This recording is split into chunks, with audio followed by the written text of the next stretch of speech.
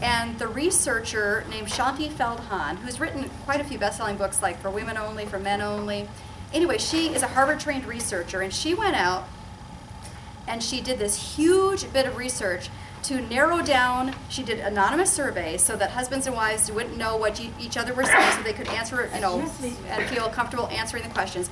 And she found out who were struggling couples, who were moderately happy couples, and then who were highly happy couples that both the husband and wife, both anonymously, didn't have to be concerned that their spouse would find out how they answered. They both said, we are highly happy in our marriage.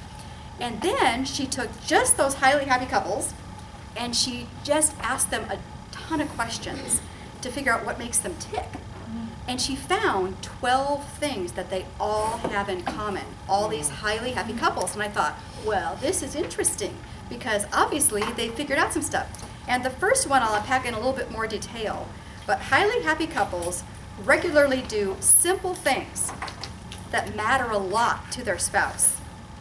Highly happy couples do simple things that matter a lot to their spouse.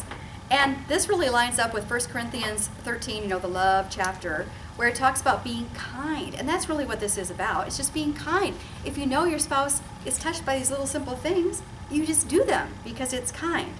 And of course you want to know, well, what are these things? So she figured out, again, doing this huge sampling of couples, she found out that husbands say the top 5 small daily things their wives do that matter a lot are, drum roll. Oh, thank you, very good. And these are, I don't know that they're in priority order, but these are the 5 things. Notice his efforts and sincerely thank him for it. Now, how much does that cost you?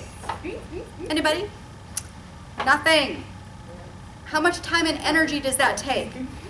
Not much. And yet this matters a lot to husbands, that you notice their efforts and you sincerely thank them. Okay? We've learned that already here at Squadron of Sisters. That's been something we've really taken to heart, but it matters to them. Okay, another thing. Say you did a great job at fill in the blank, whatever the fill in the blank is, but you just simply say to your husband, you did a great job mowing the lawn. You did a great job when you were playing with the kids today. They were just so tickled that you went out and shot hoops with them or whatever. You did a great job at. The next small daily thing is to mention in front of others something he did well.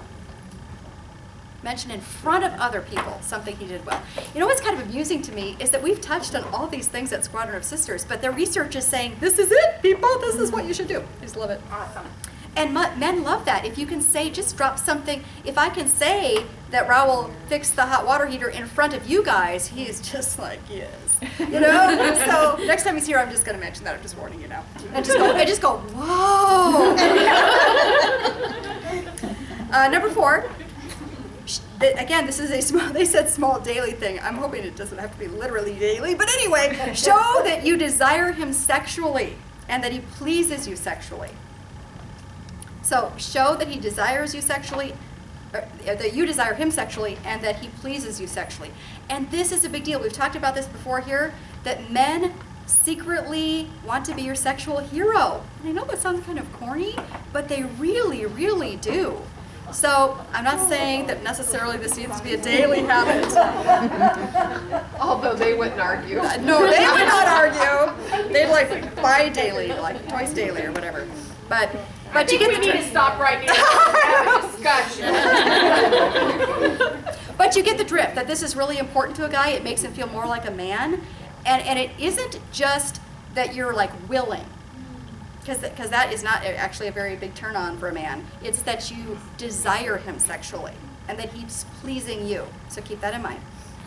And then the 5th thing, again, these are supposed to be small daily things, make it clear to him that specific things he does makes her happy. Specific things he does makes her happy.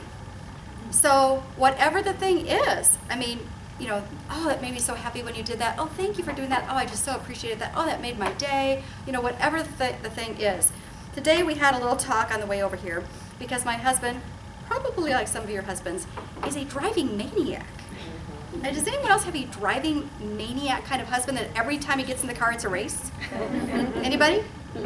Really? He's the only one? Yeah, you guys, you know what I mean. I mean, and it's like strategic, you know, and why are those people not in that lane? They should be in that lane. They can move over later. And I'm like, oh my gosh. It's like, I said, I was so tired of listening to all this, you know, stuff about, you know, yelling at the people in front of you. And he turned around and looked at me and said, I don't drink. I don't do drugs. I don't look at pornography. I don't lust. I don't cuss. And now you're saying that I'm not perfect enough for you because I sometimes get upset, you know, driving. I'm like, but you know, he kind of, you know, I needed to hear that.